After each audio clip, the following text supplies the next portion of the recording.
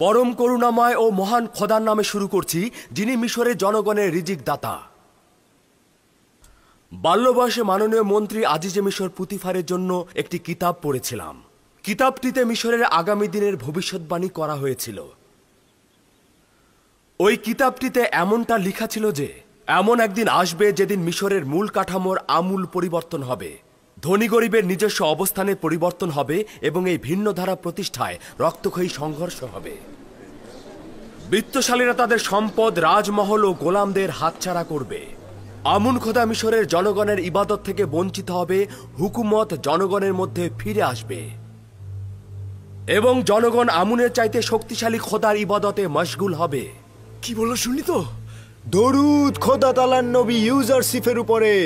দরুদ মিশরের নাজাতদাতা। দরুদ দরুদ খোদা তাআলার নাজাতদাতার উপর দরুদ। আর জনাব পুতিফারের খুব ইচ্ছে ছিল যে তিনি এই দিনটির সাক্ষী হবেন, কিন্তু বয়স তাকে সেই সুযোগটি দিল না। তবে আপনারা কিন্তু সেই ভবিষ্যৎবাণী প্রতিফলনের সাক্ষী হয়ে রইলেন।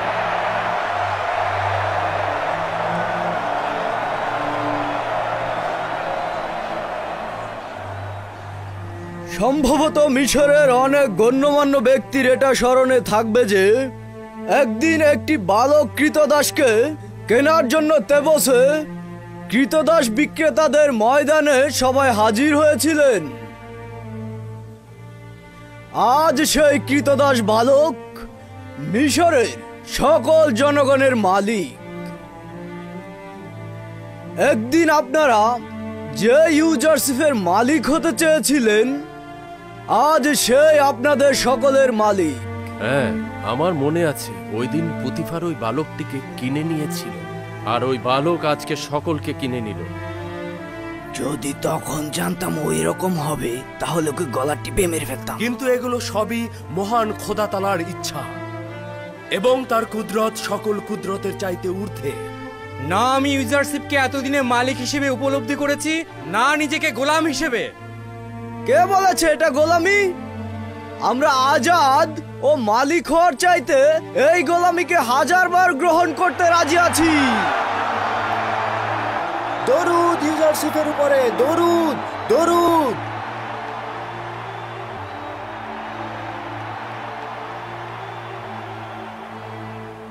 আজ আমি আপনাদেরকে এখানে ডেকেছি যে কারণে ইউজারশিপ ও মিশরের হুকুমতের গোলামি থেকেও আজ আমি আপনাদেরকে আজাদ করে দেব।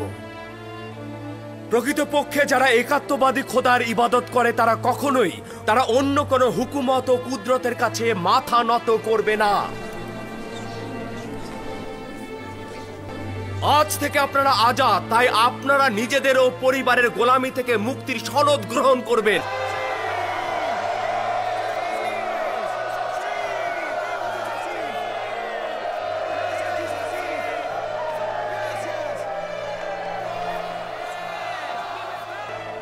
একটি কথা, তবে যারা পূর্বে অন্যের আজাদি কেড়ে নিয়েছিল, যেই সকল ব্যক্তিরা অসংখ্য গোলামের অধিকারী ছিল এবং অন্যের সম্পদ লুটে নিয়ে সম্পদশালী হয়েছিল, সেই সকল পুঁজিবাদীরা গোলাম হিসাবে থেকে যাবে। গোলামির বোঝা তাদের ঘাড়ে চাপিয়ে দেওয়া হবে না, কিন্তু যদি কোনো অন্যায় কাজে লিপ্ত হয় তবে তাদেরকে গোলাম করে রাখা হবে এবং কঠিন শাস্তি দেওয়া হবে। আমি শুধু মিশরের নিপীড়িত জনগণকে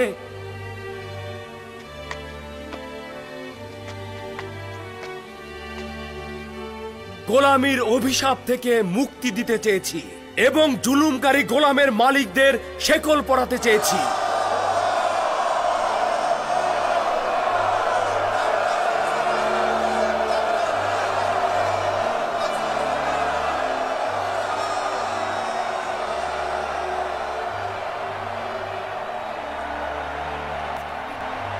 তাহলে এই ছিল মিশরের জনগণকে গোলাম বানানোর রহস্য।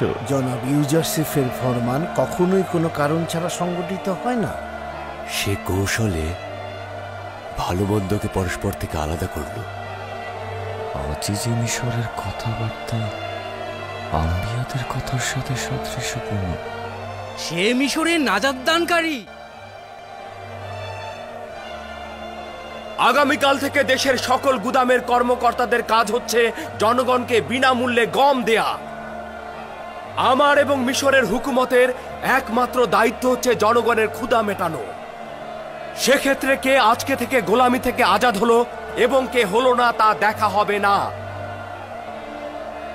আশার কথা, খুব শীঘ্রই এই দুর্ভিক্ষের সমাপ্তি ঘটবে। শুধুমাত্র দুর্ভিক্ষ শেষ হওয়া পর্যন্ত আমরা সবাই গমের সঠিক ব্যবহার করব, যাতে করে আমাদেরকে পুনরায় দুর্ভিক্ষে পড়তে না হয়।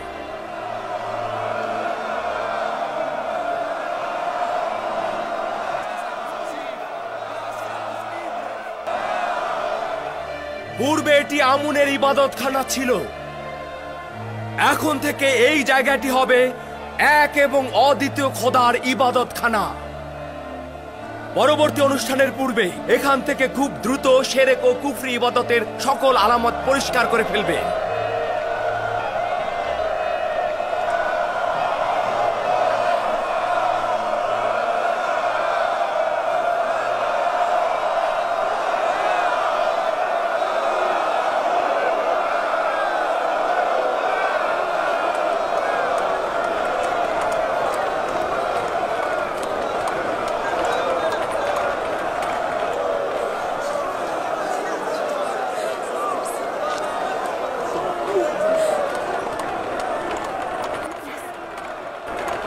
ইউসুফ, ইউসুফ,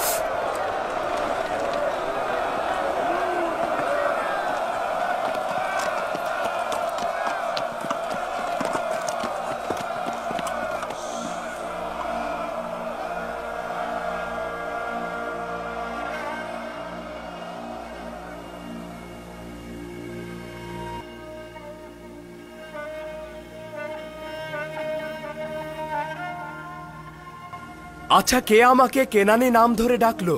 ইউসুফ, ইউসুফ।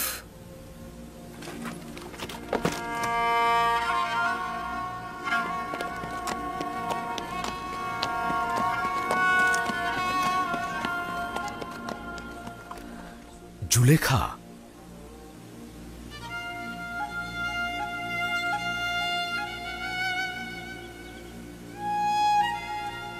তুমি এখানে কি করছো? আপনার অপেক্ষায় ছিলাম। তো এখানে কেন? আর কোথা থেকে জানলে যে আমাকে এখানে পাওয়া যাবে? গতকাল আপনার চলে যাওয়ার পরে খোদা তাআলার কাছে চাইছিলাম, যদি কল্যাণ মনে করে তবে যেন আপনাকে আমার দিলে জায়গা দেন। ধৈর্য ধরতে পারছিলাম না। খোদা তাআলার ইশক আমার কলবে থাকবে, কিন্তু তার রাসূলের কোনো প্রভাব থাকবে না।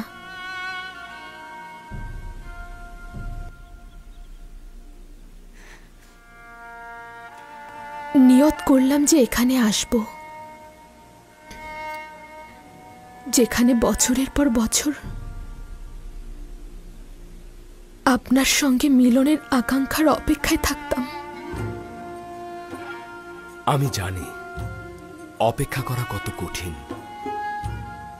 ওই একাকিত্বের চাইতেও কঠিন ছিল যখন সবাই বলতো, বন্ধ করো, ইউসুফের জন্য আর কতদিন এভাবে অপেক্ষা করবে।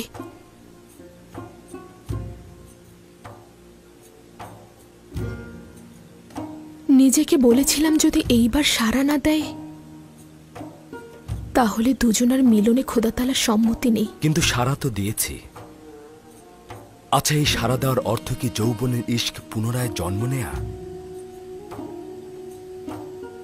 আমি সাড়া দিচ্ছি, খোদার নবী মিশরের জনগণের ন্যায় আমাকেও গোলাম হিসেবে গ্রহণ করুন।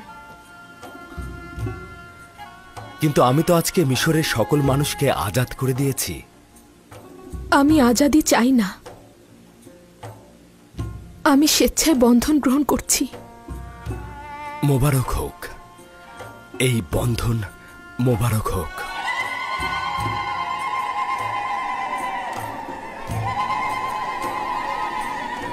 আপনারা সাক্ষী রইলেন জুলেখা নিজেই বন্ধন গ্রহণ করতে চাইছেন।